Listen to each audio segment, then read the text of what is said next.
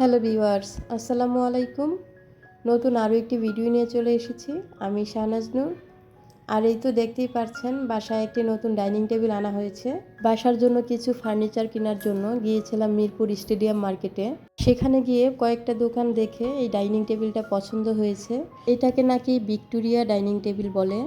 তবে আমার কাছে এই টেবিলের পায়াগুলো খুবই ভালো লেগেছে।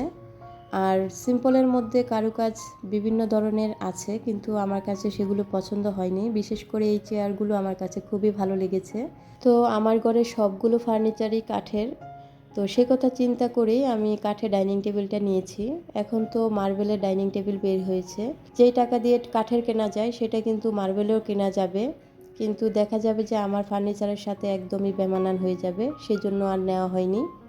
আসলে পুরনো সংসারটাকে নতুন কিছু ফার্নিচার দিয়ে সাজানোর চেষ্টা করছি, জানি না কতটুকু পারবো। তবে একটা ঘর যখন আমরা যত্ন নিয়ে সাজাই, তখন সেই যত্নশীলতা আমাদের দৈনন্দিন আচরণে প্রতিফলিত হয়। ঘরে নতুন কিছু এলে মনেও নতুনত্ব আসে। আর পরিবর্তন কিন্তু ছোট হলেও তার প্রভাব বড় হয়ে দেখা দেয়। ঘর সাজানো মানে কেবল আসবাব বদলানো নয়, এটা আমাদের এবং বাচ্চাদের মানসিক পরিবেশকে নতুন করে তোলে। আর এই তো দেখতেই পারছেন, আঙ্কেলরা কিন্তু বাসায় এনেও রং করে দিচ্ছে। কারণ আঙ্কেলরা বলতেছে যেহেতু এগুলো রশি দিয়ে বেঁধে আনা হয়েছে, তো সেটার একটা দাগ পড়েছে, সেজন্য বাসায় এসে এক্সট্রাভাবে রং করে দেওয়া হচ্ছে।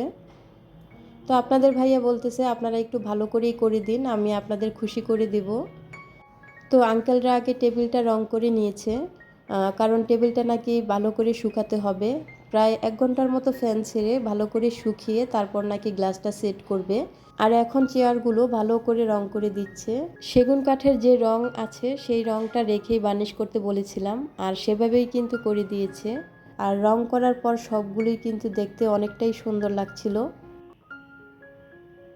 আসলে আঙ্কেলরা খুব ভালো মানুষ, সেজন্য আঙ্কেলরা খুব যত্ন সহকারে সবগুলো কাজ করে দিয়েছে। আসলে একজন মানুষকে বোঝার জন্য অনেক কথা শোনা লাগে না, একটি ছোট্ট আচরণেই অনেক কিছু বলে দেয়। আর আমি মনে করি একজন মানুষের ব্যবহারই তার আসল পরিচয়ের আয়না। আমি আমার সংসারের সকল কাজকর্ম আর আমার বাচ্চাদের সাথে কাটানো আনন্দময় মুহূর্তগুলো আপনাদের সাথে শেয়ার করি। আমার এ ধরনের ভিডিওগুলি যদি ভালো লাগে, তাহলে চাইলে আপনারা আমার চ্যানেলটিকে সাবস্ক্রাইব করে পাশে থাকা বেল বাটনটি প্রেস করে দিবেন। এই তো আঙ্কেলদের রং করা কিন্তু শেষ। আর টেবিলটা ভালো করে শুকানোর পর টেবিলের উপরের যে গ্লাসটা আছে আঙ্কেলটা একটু সেট করে দিয়েছে, তবে কোনাগুলো ঠিক হয়নি, সেজন্য আমি একটু দেখিয়ে দিচ্ছিলাম। তো সবাই ভালো থাকবেন। আল্লাহ হাফেজ।